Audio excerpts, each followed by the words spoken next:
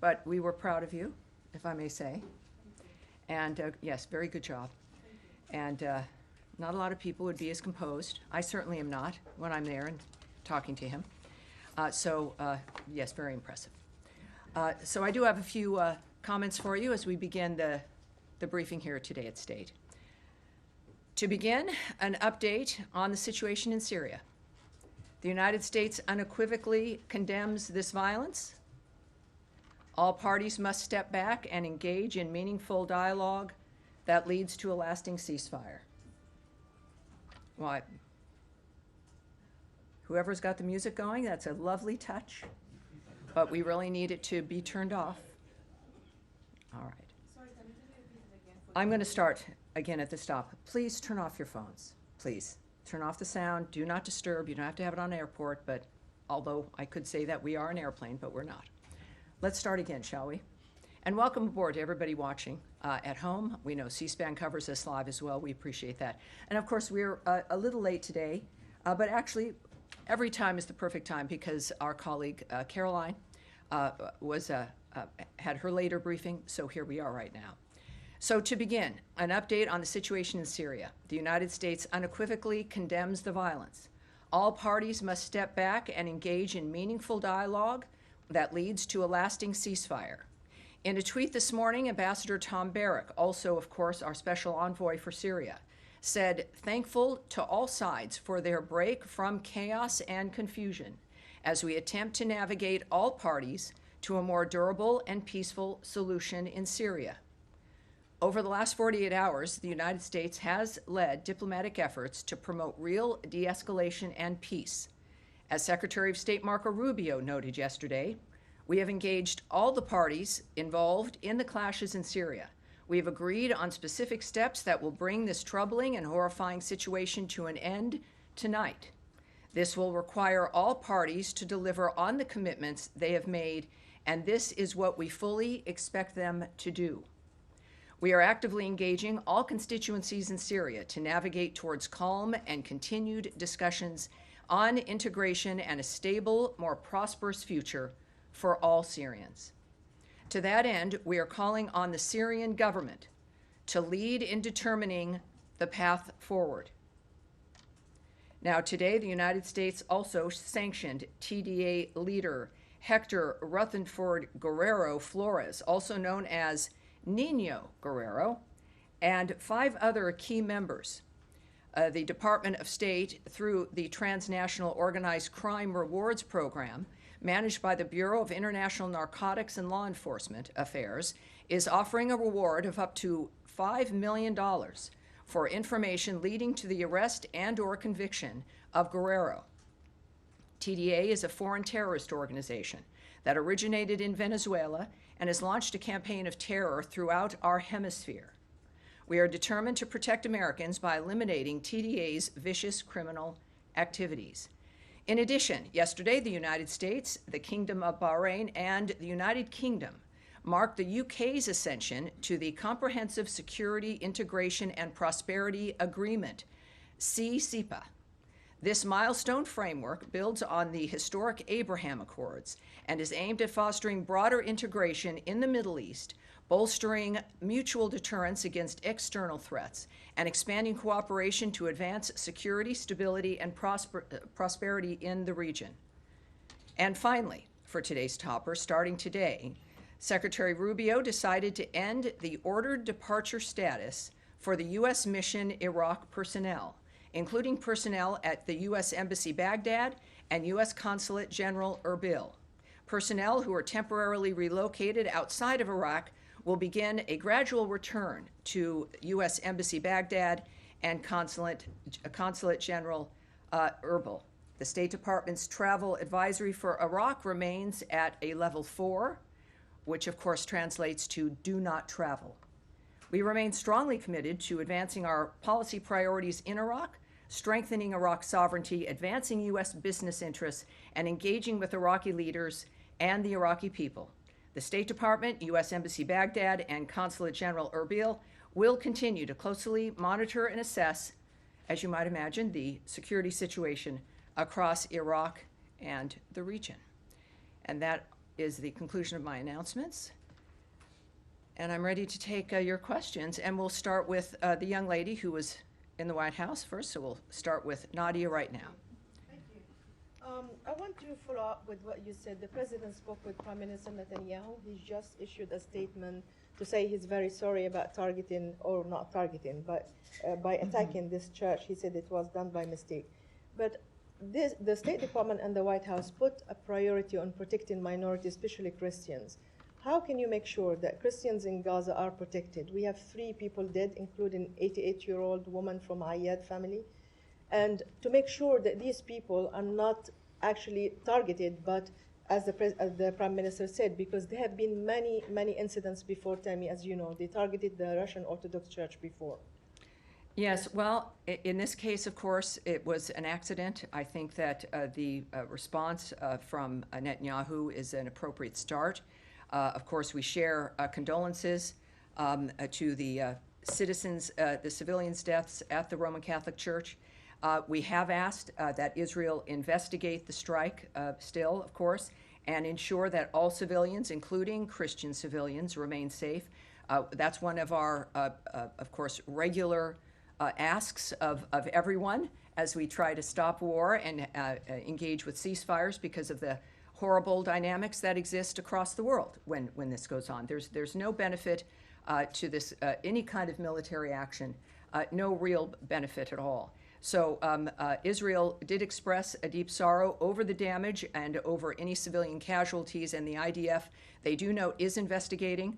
And of course, for further information, we refer you to the government of Israel. I can tell you, as I think Caroline also noted, that President Trump also spoke to the Prime Minister, and I think it's an understatement to say that he was not happy, that this is, again, the kind of thing that reinforces his commitment to peace around the world. I've spoken with the Secretary today at length on a number of issues. Obviously, everyone is appalled. I can tell you, for those who haven't seen it and for those at home, the Israeli Foreign Ministry has said, Israel expresses deep sorrow over the damage to the Holy Family Church in Gaza City and over any civilian casualty. The IDF is examining the incident, the circumstances of which is still unclear, and the results of the investigation will be published transparently. Israel never targets churches or religious sites and regrets any harm to a religious site or to uninvolved civilians. The IDF has a statement as well.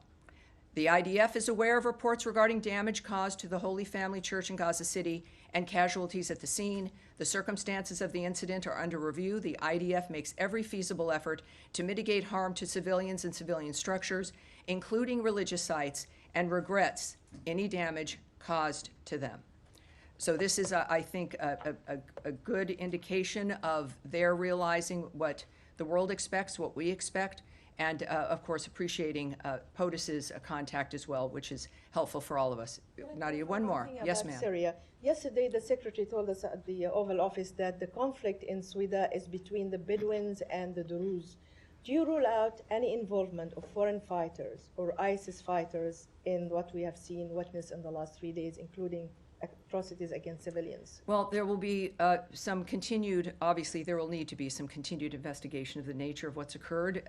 We saw, of course, the President and the Secretary note, both of them, that they've been involved, and certainly our Special Envoy, Tom Barrack, is also, of course, the Ambassador to Turkey. And we know what we know at this point. Clearly, there has to be more investigation into the nature of how this started. But ultimately, the discussions have created a dynamic where the Syrians have withdrawn. Israel has not continued. That has ceased. And of course, there continue to be skirmishes. This is a rivalry between the Druze and the Bedouins. That's, I think, 400 years old. This is, though, one of those challenges that, if perhaps confronted in the modern age, with new possibilities of living together, that is the kind of thing we now know must be addressed. So we've had some success. You heard in my topper the Secretary's continued optimism, and Ambassador Barrack, of course, is returning and will be involved And of course, I can tell you also that we unequivocally condemn the violence that has unfolded there. All parties must step back and engage in meaningful dialogue that leads to a lasting ceasefire. Of course, we know those lines from various other locations, but we also have committed to them, and we engage with them as we are also in this case. Over the last 48 hours, the United States has led the diplomatic efforts to promote real de-escalation and peace. We are actively engaging all constituencies in Syria to navigate toward calm and continued discussions on integration and a stable, more prosperous future for Syrians. And that continues. That has been the mission of Envoy Barak, and it remains the mission of President Trump and Secretary Rubio. All right. Yes, ma'am. Humaira. Hi, Tammy. I just want to understand, my colleagues asked about this yesterday, but did you guys get to the bottom of the misunderstanding that Secretary Rubio talked about yesterday? We see it in a different wording again today in Ambassador Barak's tweet or post. Confusion. What was this misunderstanding, and did the U.S. government intervene in a way to assure that this misunderstanding will not happen going forward again? You seem a little skeptical, but I don't know if I know some people at home can see some of the reporters here in the first two rows. I guess that's a prerequisite in this job. Yeah, right? yes, perhaps it is. But for those who don't know, the language from Ambassador Barak's tweet, thankful to all sides for their break from chaos and confusion as we attempt to navigate all parties to a more durable and peaceful solution in Syria. And I noted to you already the language from the Secretary. The confusion, as was conveyed to me and was, I think, generally understood, was this ancient rivalry between the Druze and the Bedouins, and violence ensuing, the Syrians moving to that area to quell and stop that violence, and the Israelis who see that occurring to the Druze community and their concerns, then entered what they assessed was something larger than what, or even not what it was at all. I am not a party to the full discussions or to the details of obviously of all of these groups and nations, what their choices were. But when the Secretary chose and the President chose to use the word miscommunication or misunderstanding, obviously here now from the Ambassador, chaos and confusion. The good news is, the story is, it stopped as within the management of that larger conflict. Again, there's still skirmishes and other issues that, as we've also noted, the Syrian government is going to have to lead. With obviously there'll be other involvements, but lead into this de-escalation and to the stability. So this is a reminder, and you weren't here, but as I noted to one of your colleagues who asked as well yesterday, that this is a region and certainly a nation that has been unstable, which is why we talk about stability, for generations. There have been rivalries for hundreds of years. We are optimistic people. Humans tend to be that. And our effort is to try to bring this together and to stop it. The answer to whether or not there's hope is the fact that there has been a response, that the parties have acquiesced and are dealing with that response, and that we are committed to seeing this problem that emerged, and now we know what to work on to make sure it doesn't happen again. Right. My follow-up to that is related to something that you just said. U.S. is pursuing stability in Syria, as far as I can tell, lifting of the sanctions and... I promise you that's what we're pursuing. Right. Yes. So does it support Israel carrying out these military operations when it deems necessary? I can tell you regarding Israel's intervention and activity is the United States did not support recent Israeli strikes. We are engaging diplomatically with Israel and Syria at the highest levels, both to address the present crisis and reach a lasting agreement between the two sovereign states. President Trump has outlined his clear vision of a prosperous Middle East and stable Syria at peace with itself and its neighbors. Peace among neighbors, including Israel and Syria, is a critical component of this vision. So I won't speak to future conversations or past ones. What we're dealing with now is this particular episode, what was required, And I think we've been very clear about our displeasure. Certainly the president has, and we've worked very quickly to have it stop. All right. Yes. Thank Willie. you, Tammy. Just back to your topper on Syria.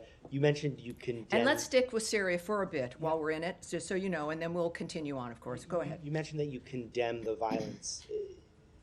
Are you specifically talking about the Druze Bedouin All the violence, violence, or also all the Israeli violence. violence? Clearly, this started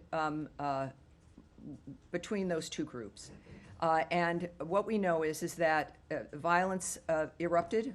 Well, there's a continuing long issue between those two tribes, and then two major nations began to engage.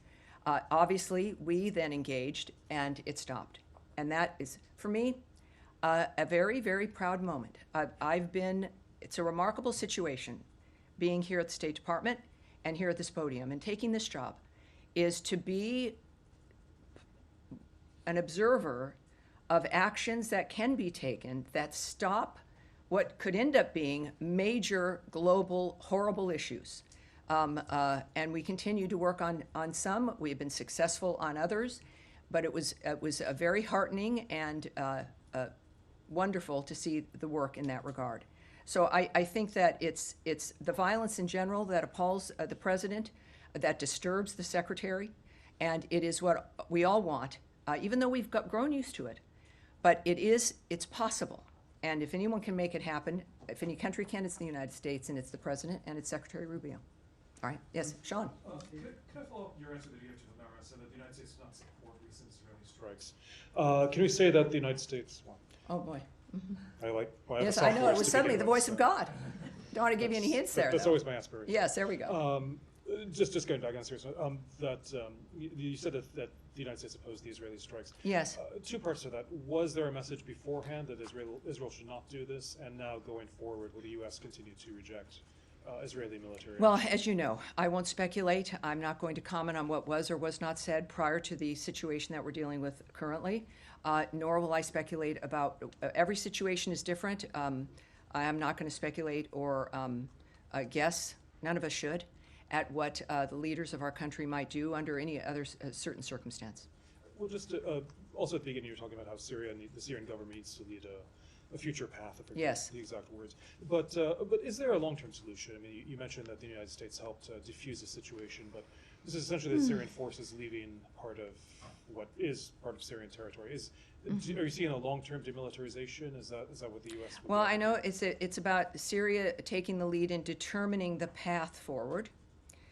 And so that was a very specific way that it was put. And I can't, I think there's a few people who have an idea of what's possible in what seems to be maybe an impossible situation, but we don't see it that way. And I think that's where new ideas, new solutions can emerge, is when you don't give up to what you think is impossible. So I can't comment on what the strategy would be, what individuals imagine. It is a region that is ancient, and the people are ancient, and it is the modern world, and I think we now provide a chance, our generations do, to have a different kind of path forward. Just one more point on that. All right. I mean, one of the points that Israel is making is that there are jihadists involved in this, and that some of the violence has been against Druze. Is there any concern about linkages potentially between the Syrian government, and is that something that the U.S. has seen? Is that something that the U.S. would? Well, I know that from the beginning, the issue was, of course, working with the new Syrian government on dealing with the problem of ISIS. That's I think, a unifying dynamic. We know that ISIS has been an issue. We know in that region, my goodness, look at what we've been facing with Iran and state sponsors of terrorism, and what we've all experienced for quite some time. So we know that has to be part of which I won't preview anything for you, because I'm not a part of that team, but we know that matters deeply to Envoy Barak, and everyone is clear-eyed about what this is, and yet it won't stop them from trying. But the good news is that the good and the bad news is that we have enough history to know what's solvable, what isn't. I recall before President Trump's first term that this idea of getting rid of ISIS as it was moving around the globe, that it was going to be impossible. It would take 30 years. This is just a giant, horrible thing that we would just have to learn to adapt to, but it could never be crushed. President Trump did not believe that and chose to move forward anyway. And I think it was about 18 months, 2 years at the most, and he eradicated ISIS. And so we know that in order for something new to happen, you've got to have the idea first. We have that. Again, we're not naive, but we are optimistic. I think that is the history of the American people, and we're going to continue on that. We have good representatives helping us with that as well. Yes, sir.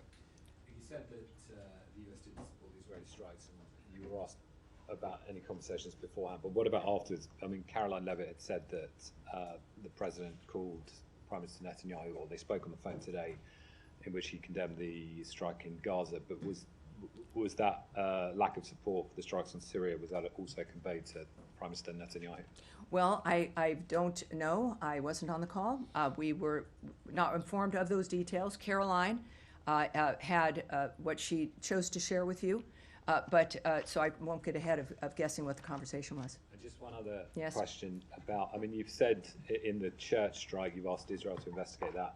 Ambassador Huckabee said yesterday that the US has asked Israel to investigate the death of Saif Musaleh, the Palestinian American who was Yes. killed. And yet, in the same 24-hour period, he tweeted that there was a travesty of justice by the in terms of the investigation of Benjamin Netanyahu. He called them the insanity of out-of-control prosecutors. So I'm just trying to understand how a system that appears that you don't have faith in over the investigation of Mr. Netanyahu is good enough to investigate the deaths of Palestinians. Well, I would not want to characterize the ambassador's comments, but they were his remarks. If you want him to elaborate on those, you can. What I speak to here is the mission and the statement and the actions that the State Department and the President of the United States has taken and that the government is taking. Not just these two issues, but our overall view and vision of what's going to be important in the world and how we react to it. I'm not going to characterize or place the ambassador's comments in any kind of context. That was his retweet of the president. Yeah. Well, it's not where I'm going to go. It's not what we're discussing today. Right? All right. Yes, Michelle. I have a different topic. Well, do we have any more Syria? All right, we'll come back. So, Michelle, you'll be the start of that? Yes, sir. Yeah, thank you so much, Tony. On the path forward and also the long-term solution, which Sean asked you, do you believe that the only path forward in Syria is that the all constituency or the minority group is to integrate with a centralized government, or have these escalation, the recent escalation, changed your view? And do you think that federalism or some sorts of autonomy is a viable solution for the current situation in Syria? Well, part of starting something like this so new is I don't think it's really ever happened before, is looking at the nature of what works and what doesn't. Clearly, the people of Syria view themselves as Syrians. That is part of, I know, what was discussed earlier, the nature of how you're going to have a government like that for that nation be able to represent and include everyone. The issue was including them. Of course, every government is going to be, and should be, the decision, how it's formed, the nature of what it represents, should be the decision of the people of that country. But you've got to have a chance to start with the very basics, which is stability, infrastructure, some modicum of peace that you can rely on. And we expect, again, there's been instability. So the stability part you work on and you assess it as it continues, and then you see what needs to be addressed. And that's what we're helping with. So it clearly is going to be up to the Syrian people. But the way that it would work is that because we've seen the history of when everyone is not included, of what can happen. But that is, again, this is where the negotiators, those who are wise enough to be envoys, who delve into this, which is the hardest work in the world, we'll leave that to people like Ambassador Barak and President Trump and Secretary Rubio. Yeah, help me if I understand you correctly. Does that mean that the U.S. is not opposing federalism or autonomy for the Syrian future? I'm not going to comment further than just the theory of trying to get some stability here and the inclusion of the people who are in Syria, without going into at all what the details might be or what choices might be made. That's not my place, so I won't comment on that. Saeed, are you with Syria yet, or no? All right. Yes, sir. Yes, thank you, Madam Bruce. Ahmad Shahidov. My question is about the very most discussed topic in South Caucasus. There is an ongoing discussion in South Caucasus about the opening of Zengezur corridor between Armenia and Azerbaijan, and many believe. All right, so we'll stick with Syria for the moment, and I'll come back to you. I know that's a large issue, but we will do that. Oh, yes, there we go, right there in the middle. Yeah, thank you, Tommy. It's still about Syria. So, how the secretaries happy or convinced that the Syrian government is the right one at the moment for Syria, looking at what's happening with the Israeli and the Druids? Well, again, I would just caution in any dynamic that is this fluid and changing, where it's new, it's the kind of new idea and commitment brought by the United States and President Trump. I would caution to not see something that occurs that has been by our government characterized as a mistake or a mischaracterization or a misunderstanding in the midst of something that is also part of a 400-year-old tribal conflict. But the story is, it was stopped. We were able to stop it. We know that it's not going to be utopia the moment we all agree, let's do this. And then it happens. It's the idea, and then it's the implementation of that idea. And that is the commitment of Ambassador Barrack and, of course, of our leadership. So I would say that the issue is whether or not there would have been a response to this, whether or not there are relationships and partnerships that would listen to each other. And it occurred. Obviously, there's more work to do, but it's worth doing. And I think that's our approach. Yeah, follow up only. And if I may, Tommy, thank you. And how concerned is the secretary that these clashes, let's strike, that Israeli had in Damascus may jeopardize the peace, the potential peace deal between Israel and Gaza? Well, this is a whole region that has, it's ancient, the beginning of time, with clashes throughout and with miraculous governments throughout, just like the rest of human history. We're looking at this clearly. There's Ambassador Barrack.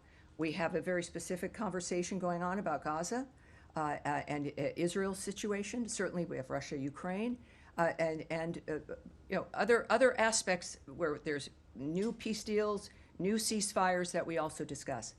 But let's not conflate all of them. There are different situations with different triggers, different dynamics. And that's why we look at each one differently, and we're working on each one with a different goal that is particular to that situation. All right, now, so we will go. Let's go to Michelle. We'll go to. The rescission package, because it includes a lot of money for the United Nations. I'm wondering if it's going to affect UNHCR's efforts to resettle Syrians back into Syria, which they call this a historic moment to do that.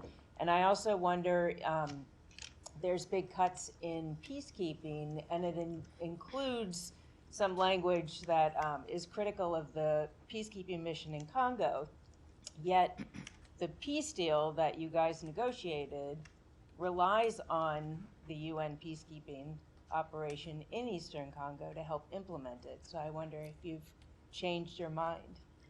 Well, of course, that's a dynamic regarding the White House and the bill regarding the budget, et cetera, the rescission bill, for sure. At the same time, and I knew, a little birdie told me that a lot of journalists were meeting and had a briefing on the issue of the UNHCR, yes. Right? And I don't have that answer for you yet. I want one for you. It's literally, I need to find the answer to the details of that. We're going to take that back and get that for you.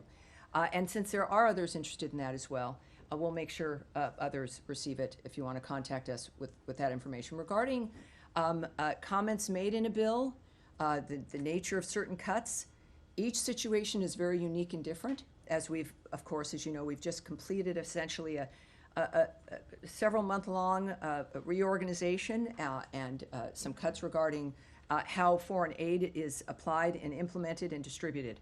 I would just repeat that even though there are cuts and we are looking at reforming certain dynamics, it doesn't mean that our efforts will stop.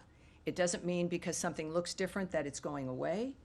It might be handled differently, but I can't speak to the specifics that you mentioned, but what I do know that what matters to the Secretary and what we've expressed regarding that region and the work we're doing there is that what we need to have done will get done and will be funded and we'll move forward with it. All right. Yes. Thanks, Sam. I'm hoping to ask about an update to the situation where the 500 tons of high-energy biscuits are said to expire in a warehouse in the Middle East. The statement from the department yesterday said that the U.S. would always look to try to avoid any kind of food waste, try to repurpose it. Is there any indication that repurposing might happen at this point? Well, there's a lot of interesting numbers that have been moving about with this story. There's some basic responses I can give you, including the fact that if something is expired, we will destroy it. It's a matter of whether or not it's safe to distribute. But I think what's important and what part of the story is here, and a lot of people don't know this, is that we have been feeding the world's hungry for generations. And we've done it because we can. The issue is are we doing it as efficiently as we can and as smartly as we can? We, as an example, distribute roughly 1 million metric tons of food aid every year, which is reflective of the American people's generosity. Of the 1 million tons of food distributed annually by the United States, 500 metric tons of high-energy biscuits also is part of what your question is in the news has been that they were destroyed and they were expired, and yet that 500 metric tons represents less than 1% of the food aid that we distribute around the world. I would also note the difference in its situation where why those biscuits were stored. Americans don't realize, perhaps many do, that we store emergency food all around the world for people in the event of a catastrophe in that region. So we have food that we purchase and it goes to, let's say, the World Food Program or to another distributor assigned to specific sites for distribution. And then we have food that is assigned to be held in the event of an emergency. Those are emergency frameworks, and they are not distributed. They're there in the event that obviously something horrible happens and you need that kind of nutrition. That's where those biscuits were. That was 500 metric tons of what they say HEB, high energy biscuits, and that is less than 1% of the food aid that we distribute, as I've mentioned. The best analogy I can use is that I think most of us have, I'll just refer to myself, a lot of batteries in a battery carrier that I don't use, that they're there in the event of an emergency and the electricity is down, and I know what needs batteries and what doesn't need batteries. And if you wait long enough and there's no emergency, they start to do weird things. They start to sometimes bubble over and get a little corroded. That's why you should use candles. That's right. Candles, perfect in earthquake country also. Yes. Batteries, though, we have them. They're situated. Other survival stuff, you situate it, and then you have to get rid of it if fortunately you don't have to use it. That's this story.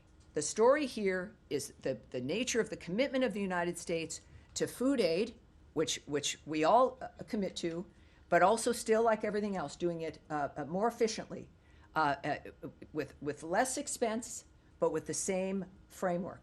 So yes, I mean there's a dynamic there where we're going to destroy, and we have before, the emergency food rations in particular that might expire, and then replenish that. So All right, well, we'll finish her questions, and then I'll come to you, Matt. Yeah, We're we'll just finish. going to say that Deputy Secretary Regas did say yesterday on the Hill that this was something that he found distressing. He said it appears to be a failure.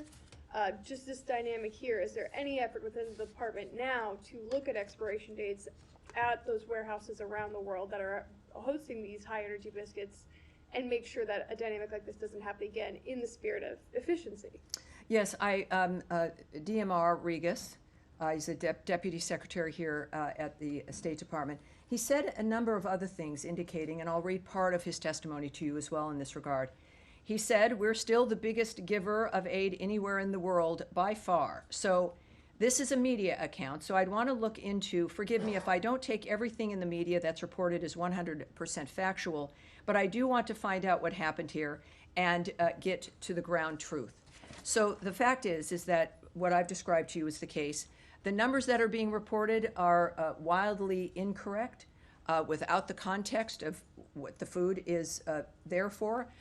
It is, considering the nature of the situation, I would say that this, if the implication there was that this was due to the USAID action or a pause or something, I would say that that is incorrect.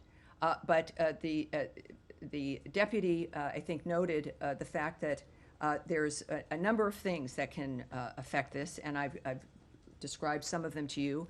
At the same time, we are involved in looking at all of our systems. That's been the case from really day one. That's been a commitment of the secretary, not just of aid technically and the structure of the building, which we've been just through, changing that for more efficiency. But that is, I think, a hallmark of what matters to Secretary Rubio, and something that we will continue to do, which inevitably would address this dynamic as well. But I have to say, for 1%, when you are moving 1 million metric tons of food around the world every year, for 1% to be the factor that has to get destroyed is a remarkable record. And if there is a suggestion that we're not doing it right or we're not doing enough, it is fair to say that we will not be lectured about the issue of food aid or what we do for the rest of the world, being the world's largest supporter of people with food and other aid.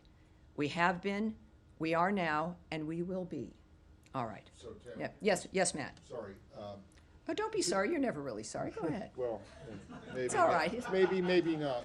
Maybe not. I just, are you making a case that that these biscuits were not needed? That there was Oh, well, no that's need for that's them? very clever. No, I'm just trying to figure out. You said- I'm presenting the context that we have stations of food around the world that are specifically aligned to being held for an emergency, while we then distribute 1 million tons of food around the world in immediate need frameworks that are destined for a certain place. It would, and then that gets replenished. So it's not that it wasn't needed. It served its purpose. It was needed. It was needed to be held for, in the event that there was an emergency. And that was accomplished, and it will continue to be accomplished. So you don't think there was an emergency in Gaza or? Oh, yes, and you know, it's interesting. We contribute and have aided emergencies around the world through this time. We were not waiting for anything in a holding station. As I don't know, I won't say it again. We are the largest giver of food aid and provider of aid around the world, certainly of food aid, 1 million metric tons of food. So it's not like because those biscuits are in the emergency section that we simply went home to watch television.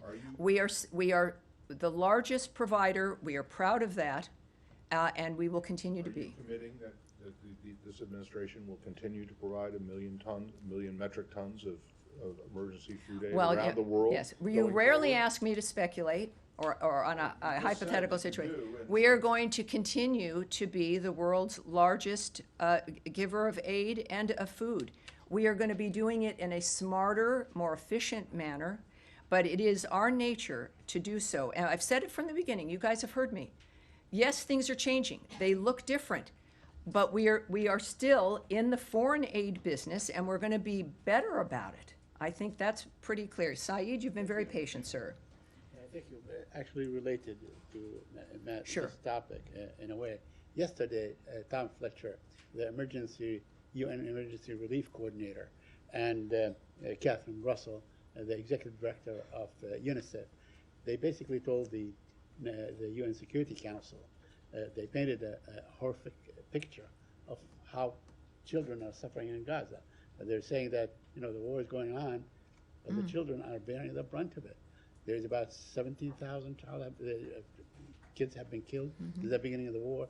They spoke of no water or no clean water. They spoke of you know, waterborne diseases because it's not clean and so on. No fuel. The hospitals are not working. Saeed, we know war is horrible. We know. Yeah, We know.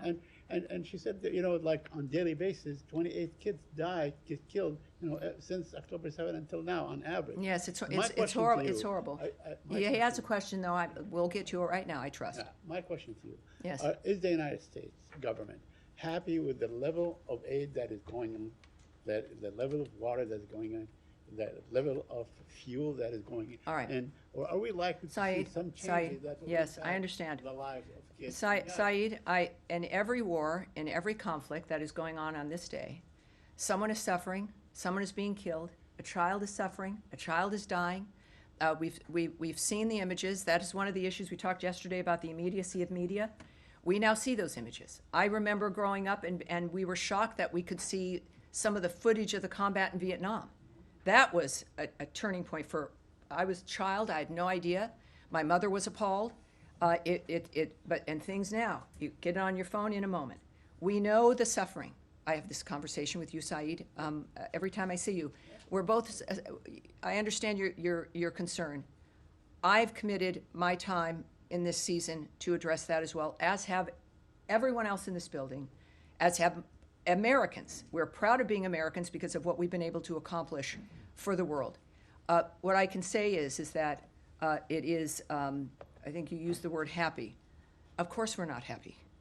Who's happy with these developments? It's war. It is, while it is common, it is unnatural. It's an obscene display of what humans are capable of. And that is why we work to stop it. And the people who aren't stopping it are Hamas. So when you think about why this continues in the Gaza Strip and organizations who have condemning the Gaza Humanitarian Foundation and their delivery of over 70 million meals at this point, the fact is there is one group responsible, and that's Hamas. They are still holding dead bodies. They're still holding live people. They are still murdering people. So if the onus is on us trying to move through that obscene environment, and we do what we can, which will never be enough. Saeed, I don't know if it's because you want me to repeat this or if you forget what I say. It is worth repeating sometimes that we understand this, and it's why we do what we do. It's why the president is passionate, why the secretary is passionate, and why I stand at this podium, and why all of you are in this room, because we don't like much of what we see.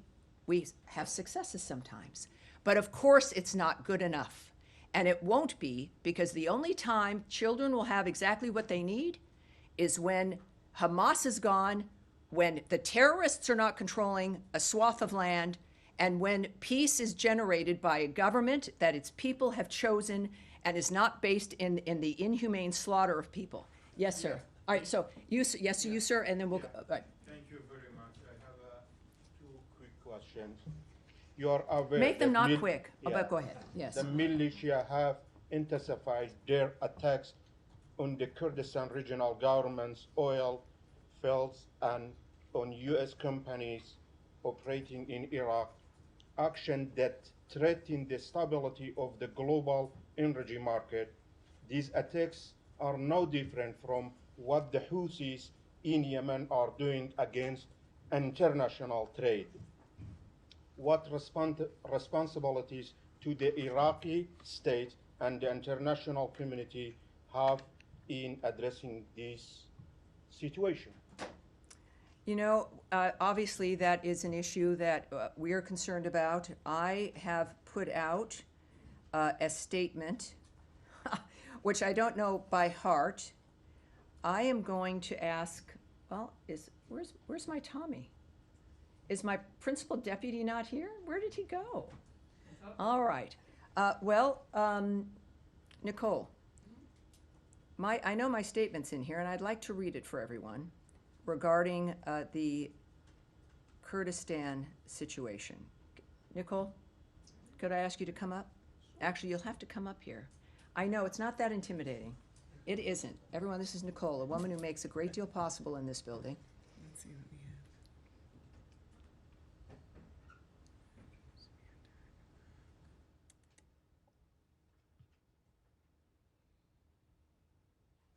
She does this for me all the time. And if I can't find it there, I'll pull it up. Yeah. I'll pull it up for you and give it to you in just a second. All right, great. So we'll get that. We're concerned enough, obviously, to where I issued a statement on the attack, essentially, in Kurdistan. And I do want, because I wasn't able to answer it yesterday, and I do want to get that to you. So I'm going to come back to that. Did you have a second question, sir? Second question, on Friday in the Kurdistan regional government, some PKK members surrendered their weapons as a goodwill gesture in support of the peace process in the Turkey. Yes. What is your position on So this? we're aware of the videos of the members of the PKK, which is the Kurdistan Workers' Party, burning their weapons in a public ceremony, as we know. So that's very important. They wanted people to see them actually doing it. That was in northern Iraq last Friday. We consider the PKK a foreign terrorist organization. So any move to lay down arms and remove that threat is a welcome step. And of course, we know that the SDF remains a great partner in the fight against ISIS. And now it's time for them to integrate into, is this the same, hold on. Well, this is moving more back into Syria, so we're gonna wait on that, and I think you found my statement on the other issue. Thank you, ma'am. I appreciate that. This is, I didn't used to have to do this when I was 20. Many of you have to do this. The United States strongly condemns the drone attacks that have been targeting oil fields in the Iraqi Kurdistan region since July 14th. These attacks imperil Iraq's stability and economic future. The government of Iraq has a duty to protect its territory and all of its citizens. These strikes target international companies that are working with Iraq to invest in Iraq's future. The United States remains committed to our partners across Iraq who are working to build a stable, federal, and sovereign state. All right. Yes, go ahead, Eric. Thank you, Tammy. Two questions. We saw Secretary Rubio's very important meeting with Foreign Minister of China, Wang Yi, last Friday in Malaysia. Secretary Rubio said it was very constructive. We're now reporting that the president of Taiwan plans to transit the United States next month. And I wanted to ask if there's any concern about expected or foreseeable Chinese reaction, because we've seen in the past, for instance, in December, when the president transited Hawaii and Guam, we saw China's largest naval deployment in years along the first island chain. And is there any concern that at a time when, coming off of this high of the secretary's meeting with his counterpart, that the presence of the Taiwanese president will somehow be counterproductive or disturbing to this point that's been reached? Well, I think you mentioned that they had met, and I would refer you back to his comments following that meeting. He stated that this was not a warning meeting and that the discussion was constructive and positive. And I remember his attitude, and I appreciated that. And also, he noted, I want to reiterate that transits by the Taiwan president are fully consistent with our longstanding policy and practice. I don't want to necessarily attach that to the secretary. I'm not sure that that's what he said, but that is the case. I would also say that transits of the United States by high-level Taiwan officials, including presidents, are again in line with past practice and fully consistent with our longstanding policy, and such transits are undertaken with consideration for the safety, comfort, convenience, and dignity of the passenger. All right. Sorry, All right. second Yes, go question, ahead. Tammy. All right. I'll be back to you in one moment. Ukraine, if I may. Your colleague at the White House spoke to the president's expectations following his 50 days deadline. My question is about Russia's reaction in these 3 days. There's no sign of any different, behavior. Instead, they did, issue nuclear threat. They questioned president's motives. And Russian foreign minister today said that we are not accepting any threats. So what makes the president, the administration, believe that next 47 days will be any different? Well, I can't read their mind, and I won't begin to try to think of what they might be thinking. I don't know what I'm going to be thinking tomorrow. You never know. But what I can say is that obviously they've expressed their displeasure with how things have been so far, which in part led to this new structure that we're looking at, including the 50 days. Regarding any kind of nuclear commentary or preemptive strikes, et cetera, let's just say that rhetoric does not improve regional security. And of course, as President Trump has said, the word nuclear should not be treated casually. And we have seen these kinds of reckless and unhelpful statements before. So it's not something I can preview for you regarding what might happen or might not happen. But the good news is that the world knows the nature and the attitude and the values of President Trump and the Secretary and of the American government. And we also, of course, remain committed, as we have, to Ukraine and to ending that situation peacefully, hopefully through diplomacy, as the president has been committed to. I'll go right back. On that line, last week, this day, the secretary met with Lavrov, and he signaled, quote unquote, new, different approach from Russia. The fact the president moved forward with his own, deadline, does that mean that you guys have rejected what Lavrov after? I can't speak to that. I can't address that at all. But I would caution again, drawing conclusions because of what someone else may have said or if a phone call happened. These are very deliberate individuals, the men and women making decisions, engaging in these things. We know what's at stake. We know why they're doing it. It's about life and death and who's alive today, who might not be tomorrow. They're aware of everything, and the choices they'll make will be the right choices. And we'll go right back to Eric here for his last question. Thank you, Tammy. On the same topic of Ukraine, we've seen the president earlier this week. He had Secretary General of NATO in the Oval Office. I know that he often repeats that this is that he views this as Biden's war and a war that wouldn't have happened had President Trump been president.